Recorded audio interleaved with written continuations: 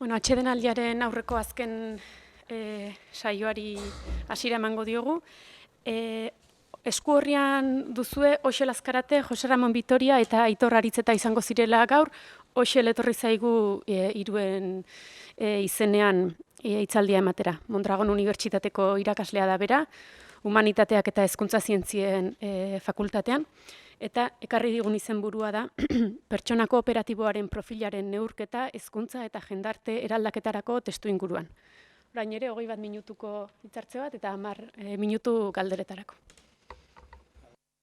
Beste mota bateko ariketa bat planteatu dugu, Jose Azurmendiren pentsamentuan sakondu edo aurrekoek sakondu duten bezala egin beharrean, ariketa da azken 2 urte pasatxo hauetan garatzen ari garen ikerketa Jose Azurmendirekin dituen loturak ikustaraztea, baina ikerketaren garapenarekin batera.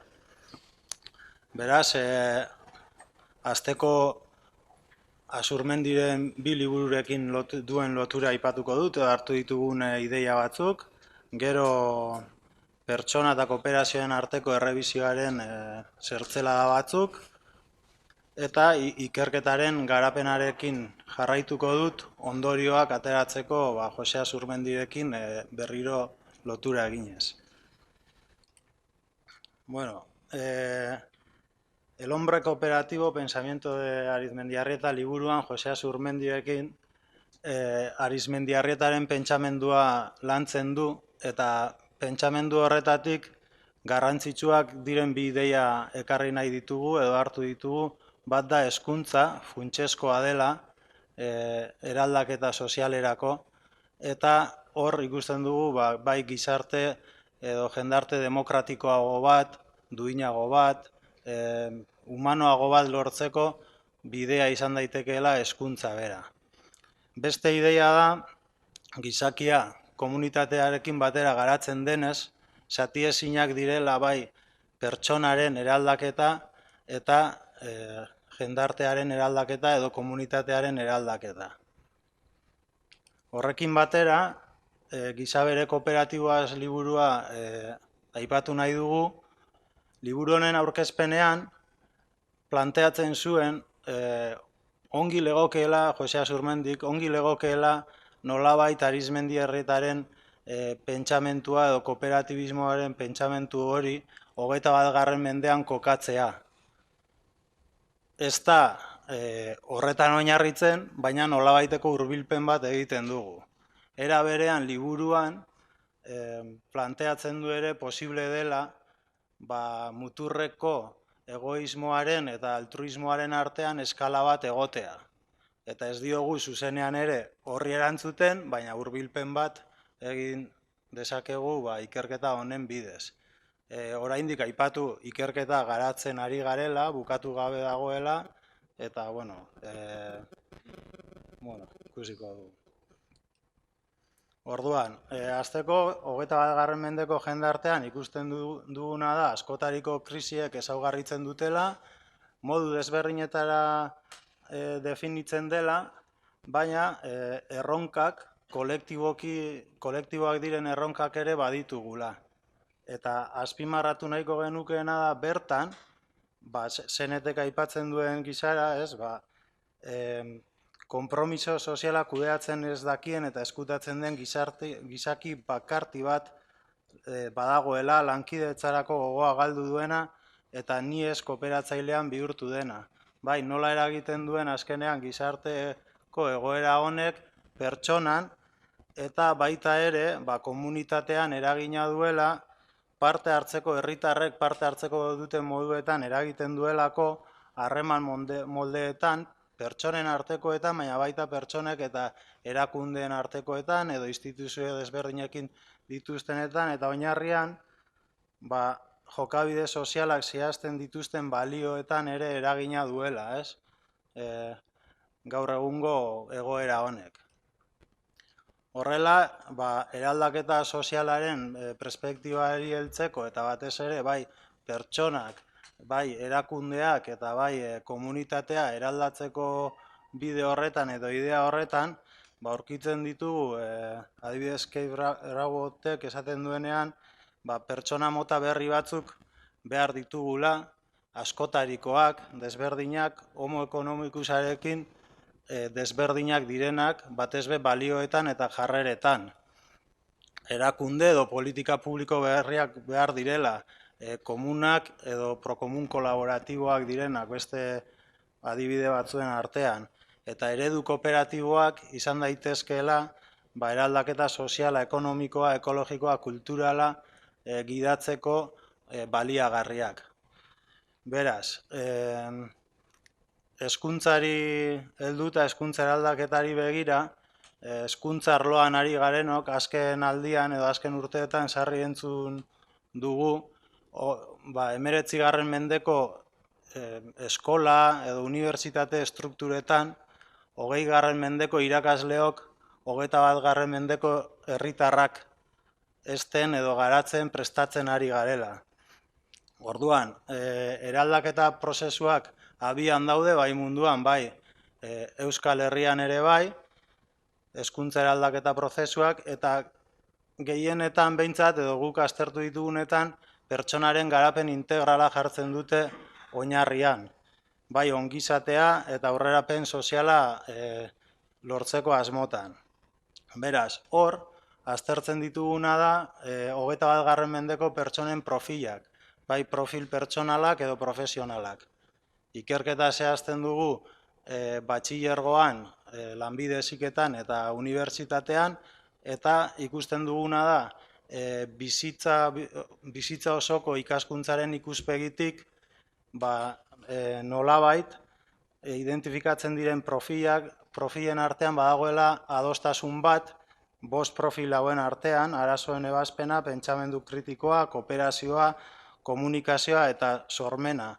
Eta hor ere aurkitzen dugu 21. menderako pertsonentzako bizitzarako garrantzitsua den elementu bezala kooperazioa bera agertzen dela. Testu inguru honetan, eraldaketa edo hezkuntza eraldaketa egiten hasia zegoen erakunde batean, hezkuntza erakunde batean, atzeman genuen, beraien hezkuntza erakunde hauek hasten dira beraien burua, beraien misioa berplanteatzen, hezkuntzaren funtzioa berplanteatzen, eta planteamendu horretan zehazten dituzte beraien hezkuntza ereduak edo beraien hezkuntzak ezin nahi dituen ikasleen profilak, irteera profilak.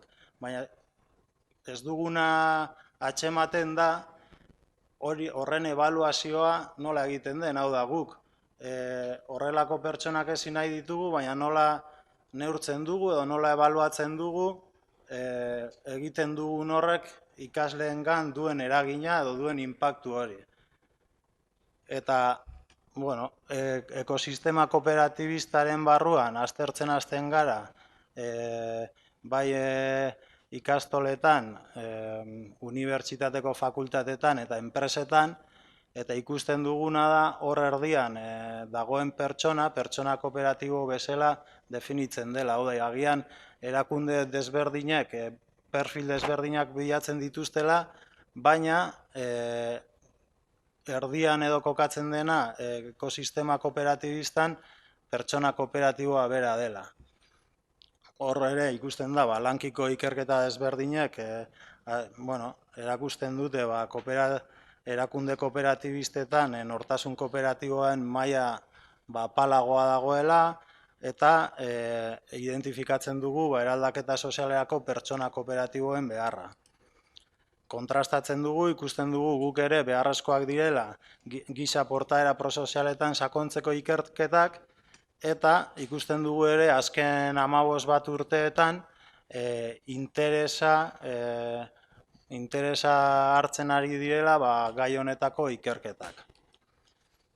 Orduan, ikerketa galdera pila bat planteatu genituen, baina nagusia izango litzateke nola neurtu edo ebaluatu daiteke pertsona kooperatiboaren profila ikasle gazteetan. Eta horrek halabeharrez ekarri ziguna zen, zer da pertsona kooperatiboa, eta zeintzu dira pertsona kooperatiboa ezaugarritzen duten faktoreak, aldagaiak edo dimentsio nagusiak neurtu ahal izateko edo ebaluatu ahal izateko ondoren.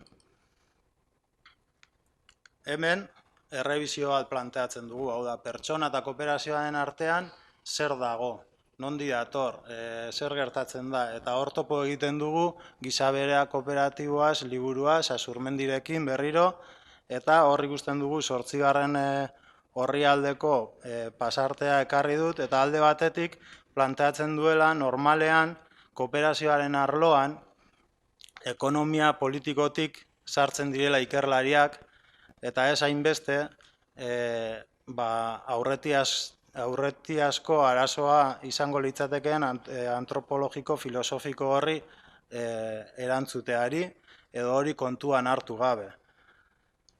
Orduan, honi galdera hauek kontutan hartuta eta gizakia bere zer den kontuan hartuta planteatzen ditugu guk galdera batzuk orientatzeko errebizioa hau, eta alde batetik zergatik eta zertarako kooperatu eta zer dio evoluzioak edo zer dio evoluzioak horren inguruan, eta ekarri ditut apunte desberdinak, adibidez Kropotkinenak, gizakiaren evoluzioan eta historian kooperazioa beti izan da faktore positiboa eta naturala. Solidaritatean eta kooperazioan oinarritutako elkarlaguntzak eragina duelako pertsonaren eta komunitatearen aurrerapenean eta ongizatean. Gizakiak abilenak ez dira izan individualki indartsuenak direnak, baizik eta ingurunera hoberen egokitutakoak. Edo Maturana eta Varelak esaten dutena ez dago kontraesanik egoismoaren eta altruismoaren artean. Izan ere, organismo baten errealizazio individualeak barnean darama parte hartzen duen taldearen integrazioa. Edo Novakek dioena, biologian bizitza bera ulertzeko funtsezko kontzeptua izan dela kooperazioa, edo kooperazioakin eraikitzen dela evoluzioa. Zertzela desberdinak dira, gehiago landu dugu, baina, Eta beste galdera bat egiten dugu ere, zerek laguntzen du kooperazioa?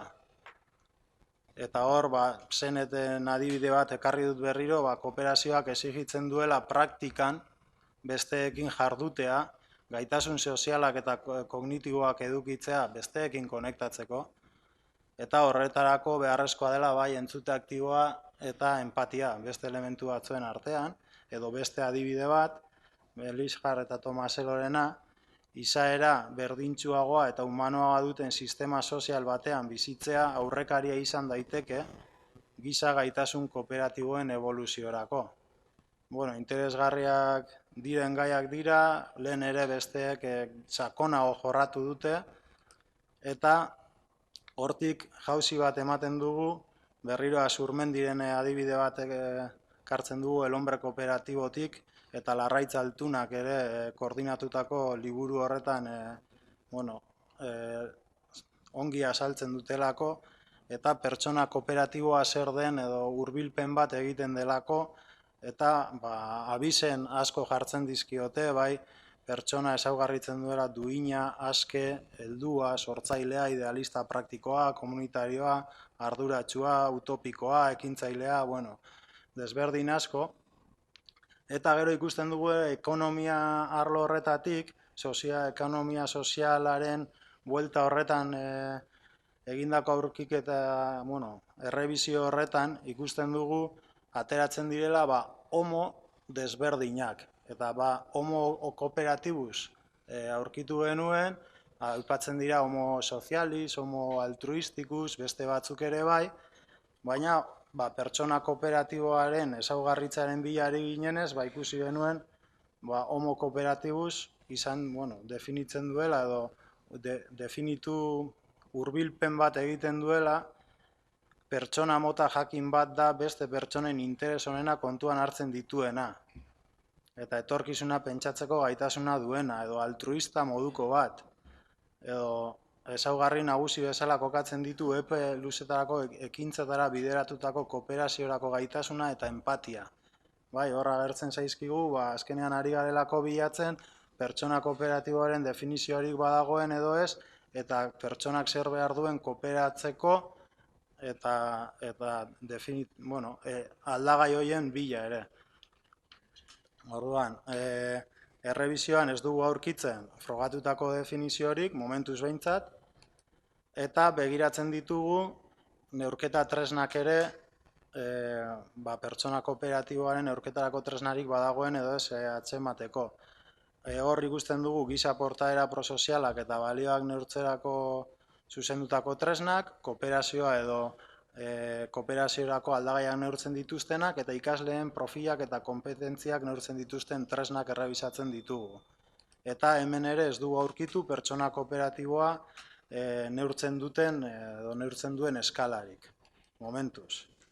Eta ikerketaren diseinua planteatzen dugu, beraz, helburu orokor bezala jartzen dugu pertsona kooperatiboaren profila ikasle gazteetan neurtzeko galdera sorta fidagarri bat eraikitzea, batxilergorako, lanbide heziketarako eta unibertsitateko graduetarako. Eta bi fasetan egiten dugu ikerketa hau. Hasteko, ikerketa kualitatibo bat planteatzen dugu pertsona kooperatiboaren perfila definitzeko eta ezaugarritzeko eta oinarritutako teoria, Gronde teori, hautatzen dugu, ahalbideratzen duelako nolabait testu ingurutik bertatik eraikitzea teoria formal bat. Horrela, eraikitzen dugu pertsona kooperatiboaren definizioa egindako analizien bidez, eta pertsona kooperatiboa definitzen dugu pertsona kooperatiboa da gizakia eta jendartea kontuan hartzen duten balio eta jarrera individualak eta komunitarioak dituena, burujabea, elkarkidetzan diharduena eta ekintzaile soziala, elkartasunean eta berrikuntzan oinarritutako eraldaketa sozialaren alde pentsatzen duena eta egiten duena.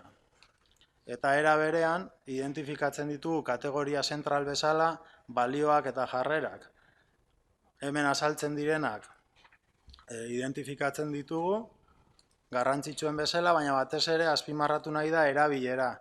Balio hauei ikerketan, parte elkarrizketetan, behaketetan, dokumentuetan jasotako edo egindako azterketetan ikusten duguna da batez ere erabilera, bai, balio hauek erabili egin behar direla eta elkartasuna erakutsi behar dela hiru termino hauek lortzeko, bai justizia soziala, aukera berdintasuna eta pertsona guztien duintasunari begira, eta berrikuntza, eraldaketa sozialerako berrikuntza beharrezkoa dela, ulertuta autoeraketa komunitariorako sormen etengabe bezala eta interkooperazioan eraikitzen dena. Eta beste hiru ardatz jartzen dizkiogu edo ateratzen dira kategoriatan banatuta, ardatz pertsonal bat, intrapertsonala dena, hau da, pertsona kooperatiboa burujabea da, norbera izaten daki eta horretarako ikasten, autonomoa, kontzientea eta ekintzailea. Ardatz erlazionala izango litzateke bigarren ardatza, interpertsonala, hau da, elkarkidetzan dihardu pertsona kooperatiboak besteekin elkarkidetzan jarduten badaki eta harreman positiboak eraikitzen daki horretarako, talde lana azaltzen da, talde kudeaketa eta besteak kontuan hartzea, eta hirugarren ardatza izango litzateke ardatz sozial komunitarioa deitu duguna, transpersonala, orientazio sozial komunitarioa duena, eta batez ere eraldaketa sozialerako pentsatzen du eta egiten du, hau da, hor da balioetan azpimarratzen zena, ez direla balioak jakitea zeintzu diren, baizik eta erabiltzea helburu batzuk lortzeko. Eta hemen ateratzen zaizkigu beste hiru kategoria, justizia soziala, aukera berdintasuna eta pertsona guztien duintasuna, eraldaketa soziala, erronka individualak eta komunitarioak. Horrela, behin definituta eta ezaugarrituta, posible izan dugu bigarren fasean sartzea, hau da, test eraikuntzaren oinarria jarraituta eraiki dugu KOPESI bezala edo izendatu dugun tresna, eta balioek eta jarrerek duten pisua eta orientazio sozialak duen pisua kontutan hartuta, marko gisa edo gero aukeratu ditugun aldagaiak aukeratzeko oinarri gisa, esguartzen oinarrizko giza balioen teoria, jarreren teoria eta gizarte balioaren orientazioaren teoria hartu ditugu kontutan. Horretan oinarrituta,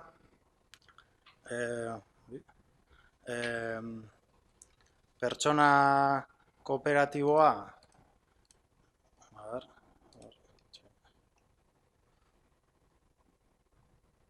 zer gertatu da hemen, bueno, pertsona, hau izango litzateke pertsona kooperatiboaren hiru zutabeak, abia puntu gisa 22 aldagai identifikatu genituen 101 itemekin, eta hemen azaltzen zaizkigu ardatz pertsonalerako hautatutakoak, konstrukto berri bat neurtzen ari ginen, edo neurtu nahi genuenez, aukeratu genituen, bai teorian aldekoak zirenak eta aurkakoak zirenak, ikusteko gero, analiziek nola banatzen zituzten dimentsio horiek, hauek aukeratu genituen dimentsio erlazionalarekin lotutakoak, eta beste hauek aukeratu genituen orientazio sozial eta komunitatearekin lotutako balio eta jarrerak neurtzeko.